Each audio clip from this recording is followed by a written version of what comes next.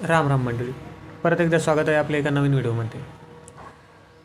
तर UDID card आणि NCMC card या दोन्हीत फरक काय ते जाणून घेऊया. युनिक डिसेबिलिटी ID म्हणजे आपलं अपंग निराधार या लोकांचं आयडेंटिटी कार्ड, म्हणजे हे एक ओळखपत्र आहे. बऱ्याच लोकांचा प्रश्न असा आहे की UDID कार्ड असल्यावर आम्हाला NCMC कार्ड काढण्याची गरज आहे का? तर हो, UDID कार्ड हे एक ओळखपत्र आहे जे दिव्यांग किंवा डिसेबिलिटी पर्सनसाठी ओळख म्हणून एक कार्ड दिलेले आहे, त्याकरिता आहे. तर याचा फायदा आपण ST, रेल्वे अशा प्रकारे याची सवलतीचा फायदा होत असतो.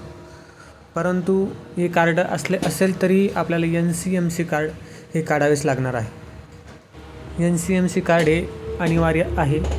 कार्ड नाही तर सवलत नाही. हे कार्ड फक्त 200 रुपयामध्ये म्हणजे 199मध्ये तुम्हाला बस डेपोमध्ये किंवा एजंटमार्फत काढून मिळणार आहे.